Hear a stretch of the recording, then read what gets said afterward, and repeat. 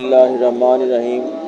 اور تجھے جو کچھ اللہ جل شانہ نے دے رکھا ہے اس میں عالم آخرت کی بھی جستجو کر اور دنیا سے اپنا حصہ آخرت میں لے جانا فراموش نہ کر۔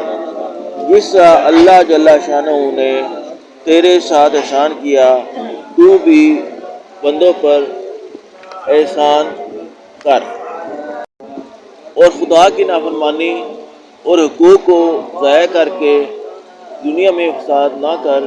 بے شک اللہ تعالیٰ فساد کرنے والوں کو پسند نہیں کرتا۔ اللہ الرحمن الرحیم۔ اور تجھے جو کچھ اللہ جل شانہ نے دے رکھا ہے اس میں عالم آخرت کی بھی جستجو کر اور دنیا سے اپنا حصہ آخرت میں لے جانا فراموش نہ کر۔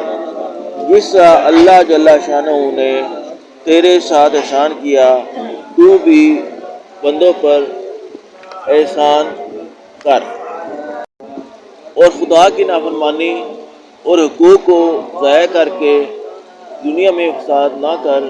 بے شک اللہ تعالیٰ فساد کرنے والوں کو پسند نہیں کرتا۔ فائدہ: یہ قرآن پاک میں مسلمانوں کی طرف سے قارون کو نصیحت کا بیان ہے۔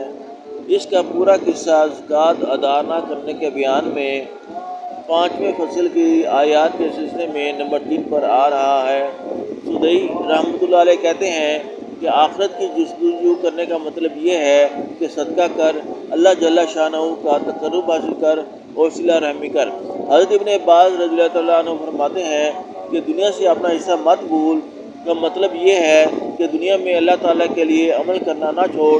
مجاہد رحمۃ اللہ علیہ کہتے ہیں کہ دنیا میں اللہ تعالیٰ کی عبادت کرنا یہ دنیا سے اپنا حصہ ہے جس کا ثواب آخرت میں ملتا ہے۔ حسن بصری رحمۃ اللہ علیہ فرماتے ہیں کہ بقدر ضرورت اپنے لیے روک کر باقی زائد کا خرچ کر دینا اور آگے چلتا کر دینا یہ دنیا میں سے اپنا حصہ ہے۔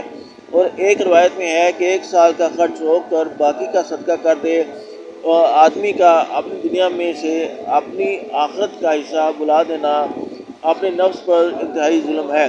حضور اقدس صلی اللہ علیہ وآلہ وسلم کا ارشاد ہے کہ قیامت کے دن آدمی ایسی حالت میں اللہ جل شانہ کے سامنے لایا جائے گا جیسا کہ ذوق اور ذلت کے اعتبار سے بھیڑ کا بچہ ہو۔ وہ حق تعالیٰ شانہ کے سامنے کھڑا کیا جائے گا اور وہاں سے مطالبہ ہوگا کہ میں نے تجھے مال دیا، دولت عطا کی، تجھ پر بڑے بڑے احسانات کیے، تو نے میرے انعامات میں کیا کارگزاری کی؟